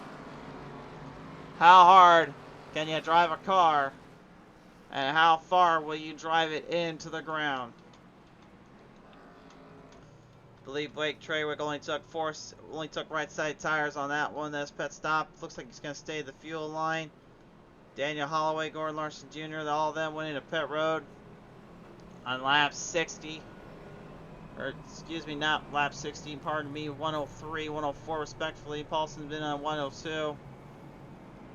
Treywick, Pottle, Poston, McNeese, Ditzel, Williams, all on lap 107. Is that enough of a distance in a lap counter, though? Considering they'll have 10 laps to go coming to the restart. It's hard to say.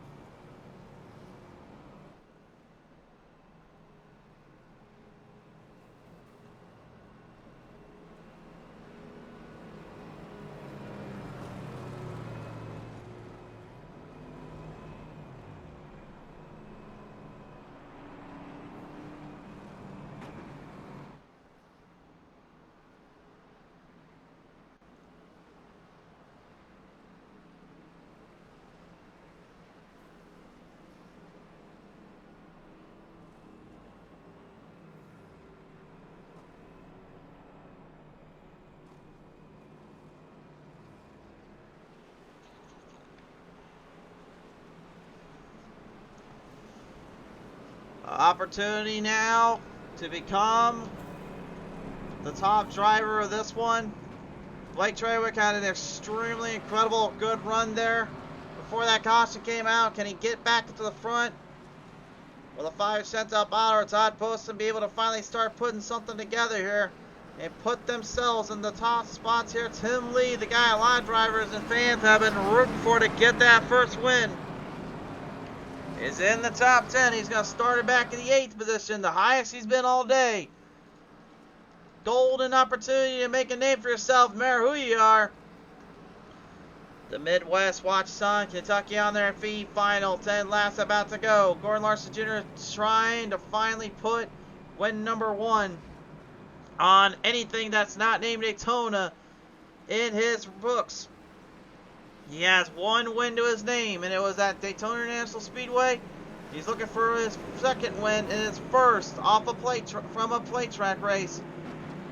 Daniel Holloway, though, if you want to talk about a guy that knows a thing or two about winning, he may just have it. Top 5 on your screen for the final 10 laps. Here we go off the corners of turn 4. It's time to bring him back to the line. Your Fort Worth screen-friendly restart zone sends him back to the line.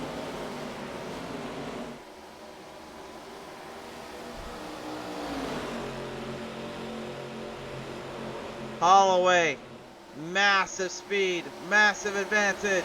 Treywick, the right sides, full speed ahead. Here comes the 056. Rascal trying to block, Paulson trying to block, down to the bottom, side by side down. The 056 making his move, pushing his way to the field.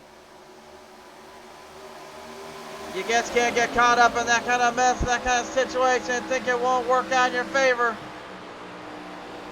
He tried to defend, they tried to fight, but there was no fighting off a madman on a mission.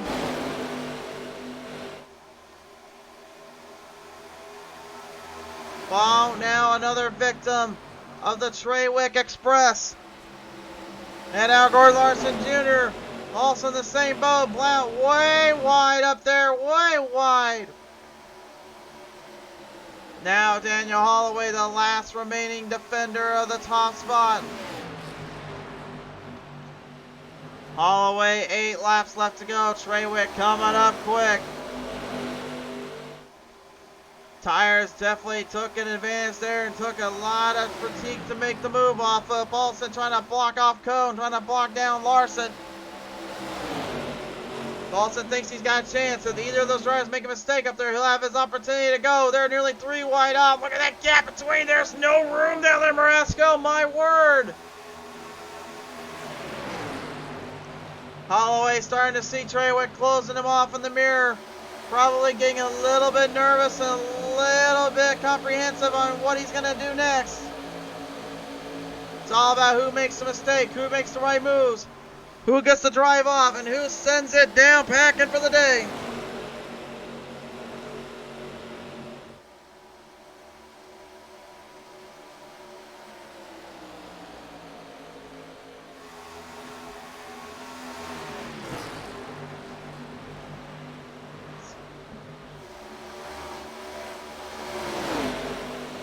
Go right up the front, look out the lead though, we just broke out about this. Treywick has finally found the speed and the momentum, but Paulson's not far off. Look at Derek Paulson, he's hanging in there. He's got 5 laps to get it done, but he's got a chance. Holloway watching on. Holloway gets all the way at Paulson. I think Derek Paulson might have a chance here. He's got to get around Holloway, though. Holloway going to try to defend him off. Down to the outside.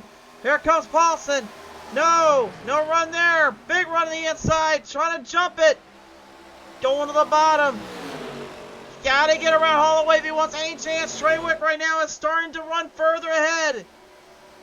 He may have missed his opportunity. He may have let Treywick get too far ahead of him too quickly. Meanwhile, up to the front. A battle for the spots in the top 10. Chantel Pottle has moved ahead of Len McNeese while Gordon Larson Jr. and Robert Kahn defend quick. McNeese, though, will slightly loose off of turn number 2. Oh, look out, Todd Poston. Clipped up by Tim Williams. Slammed the 31 into the right corner there, and that right front is destroyed. The right front is damaged badly. He's having trouble getting it to counter steer.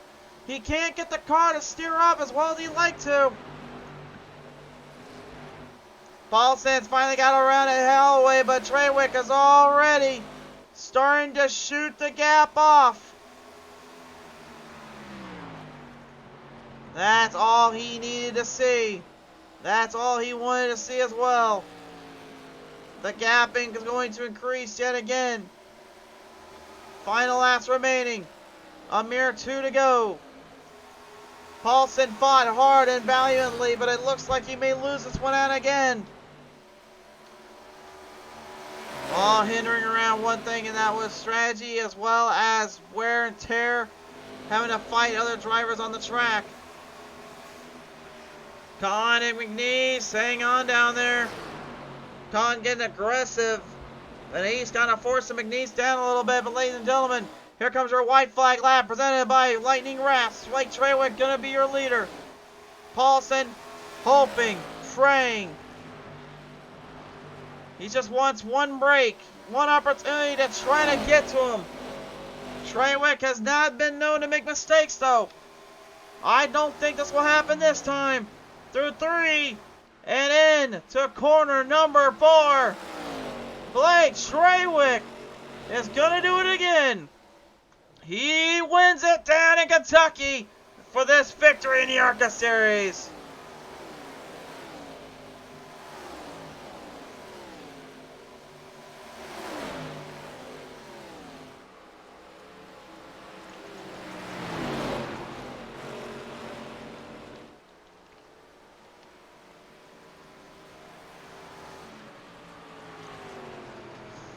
There he is, your race winner at Kentucky. Blake Traywick adds another one to the mantle.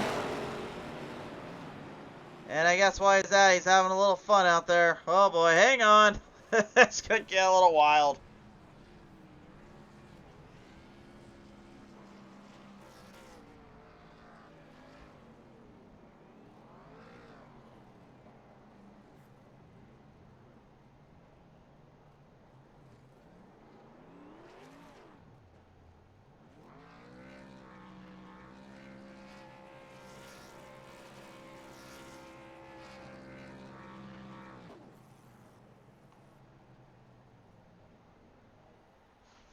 What a performance and a very major win for that 056. Ladies and gentlemen, here is your final results now presented by Fort Worth Screen Printing. And this one was just interesting and then a little bit chaotic at times. But it made for some great racing and some great maneuvering through. But Blake Traywick, 15 spots up, hard charge of the day, and the winner. Derek Paulson goes second, Ty Marasco third, DJ Mitchell fourth, Daniel Holloway fifth, sixth to Corey Koch, Chantel Frolopal seventh, eighth to Len McNeese, ninth to Tim Williams, and Gordon Larson Jr. is going to bring it home for a top 10. That will round out your field for the top 10 in this one today. And by golly, am I ready to hear what these drivers have to say, because this could get interesting. But let's start them up now, race fans. Your top 3 now joining me here on the call here. And your first one up, of course, will be Ty Marasco. And the number 1. And Marasco, congratulations yet again. Bringing home some speed, bringing home some power. But my word, did you have to defend off quite a bit early on. And then all of a sudden, things just kind of got flipped on its head. And you really just couldn't keep everyone else behind. What was going on down there? In the beginning, I think it was getting crazy. We were stuck, we qualified we qualified 8th. It was good qualifying. But the guys up front were kind of pulling away and just got caught up in the traffic. But then once it started to spread out on tire strategy, we were able to take the lead a few laps. And obviously we had a fast MFRD Ford Mustang. This number 1 car was flying on those last couple laps trying to catch him. But, we'll take third. Yeah. That's all I got. It was a great race. Good job by Derek, my teammate out there. Good job to Blake. He had the strategy. The caution may have helped him a little bit there, but hey, it is what it is. We'll take home third. Nothing to be disappointed about. Definitely not indeed. But now with another set to go, another set more races left on the clock here. I mean, does this kind of give you the confidence to boost up a little bit more and really bring more power to the track? Yeah, it definitely gives us some confidence. Last week we were beaten and banged and thrown into the wall, and our race was pretty much done there. But Daytona, we had a good race until the wreck, the last lap wreck, obviously for everybody. But I think this can get our season starting in the right direction and get us on a roll here, and hopefully we can knock off some more podiums and gain some points. Absolutely. Well, nevertheless, though, you are going to bring home a third place finish today, Ty. I got to ask you as always, sir. Who do you want to thank you for that one? I like to thank Michael Falk, MF Racing Designs. Great paint he puts on for us. Great MFRD Ford Mustangs we had out there tonight. Me and Derek, obviously, the second and third puts, we brought out the fast ones today, and hopefully keep them going all season. And I'd like to thank you guys in the booth for doing it every week, and Tim for putting it on, and for Pit Stall. It's a great league, and we're having fun. Having fun, indeed. Nevertheless, Morosco, great to see you back here in the top spots here once more, sir. Yes, thank you. Ty Morosco, ladies and gentlemen, getting home a third place finish. Second, yet again, Derek Paulson. And Derek, I know that win's coming eventually here, sir, but man, how many weeks in a row, much less on this track, sir, are you going to have to keep this runner-up position in your mind? You fought so hard and valiantly. Treywick just kind of outran again, but I mean, how difficult was this one to let go? Oh, I didn't have very good long run speed tonight. I just haven't raced this track very much because other leagues don't really come here that often anymore, and I picked the wrong steering ratio for one. Um, Figured I'd probably still get a top 5. I just long run speed I just seem slow. That short run speed I could run hot laps with the best of them, but and which is usually opposite of what happens with me. But I'm actually extremely happy with second. I didn't think I would get second. Um, but yeah, eventually I'll have to get past this getting second every week and getting that first win this season. Yeah, definitely getting a little bit more along the rides, along the track here. I'll ask this too here, Paulson. I mean, you said you made mistakes in terms of long run. You made mistakes on how to get the car set up, but in the end, you still were able to rack this thing up into a second spot, and you still had to fight off, I believe it was Daniel Holloway there, just to get around for third, and then into second. I mean, that's still got to be kind of a showing for you there in the team, knowing that you still have the speed and still have that drive to get into the top spots. Oh yeah, I was able to make it work there. Daniel, I think he had a little older tires. I might have a little bit of fresher ones there. Strategy wise with all the pitting that we did tonight, kind of went out the window because we had some, random cautions and, like I said, I think tonight was just pretty much all the luck of the draw for everybody, and very fortunate to come home second. For sure there. Well, nevertheless, though, Paulson, I have to ask you as always, who do you want to thank you for this one? I gotta thank MF Racing Designs. He does all my paints. Gotta thank MFRD. Ty races with me on Thursdays from that group, and it was nice to have him out on the radio with me tonight. And I gotta thank all the guys who showed up in the pit stall. Again, that was a pretty good showing. Track was a little warm. It got loose there for a while, and guys were holding on to it. And, we didn't. I think 3 cautions maybe, if that was it. So really good showing for everybody. And I gotta thank the admins, and I gotta thank you up in the booth, and yeah, everyone who's out there watching. For sure there, Paulson, man. Great to hear from you again. That win will be coming sooner or later, bud, but congratulations here today. Yep, thank you. Derek Paulson, once more, will be the runner-up, but if you're going to be a runner-up to anybody, I guess you might as well be a runner-up to this guy here, ladies and gentlemen. Blake Treywick absolutely burns down the house and tears this place up, man. Congratulations getting this win out of the way, but boy, that was a long, long road and a very tough restart you had to fight through, Treywick. Yeah, I thought I threw it away there. I came down to top off just in case there's a green-white checker, and when there was no takers up front, like, oh, I thought I threw it away with dropping that far back.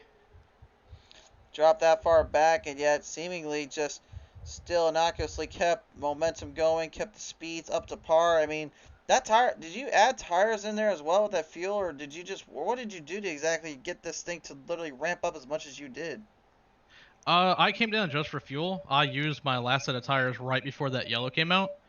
But when I hit pit road to check tire wear on top of that, I had about 99% still on all of them. So it was basically like fresh tires still. So it planted like it was too. For sure there. Well, nevertheless, though, Treywick, you once more are going to be visiting Old Victory Lane. So I know you have been here for a little bit, but what do you want to thank her for this one? Yep, I always got to do a shout out to Splash and Go Graphics for the paint schemes, the team I run for Rookie Esports. All right, well, Treywick, man, once more visiting Victory Lane. Congratulations. We'll catch you next time out here, bud. Thank you. Blake Treywick, ladies and gentlemen, your race winner. Yeah, in the Pit Stall Racing Series. Big thank you to everyone for tuning on in. Thank you again to the sponsors of Fort Worth Screen Printing and John T. Garrett Twitch channel. And, of course, Lightning Wrapz for their support. Thank you all so much for the tuning on in. Tomorrow we will for sure have the Pushing Limits Racing League, or of course, race we were supposed to broadcast on Tuesday. Do not worry, it will be tomorrow. I guarantee it. But for now, I want to say thank you to everybody out there for always tuning on in and supporting the show. I love you guys. I want to see you next time. We'll see you here on Pizza Reese TV.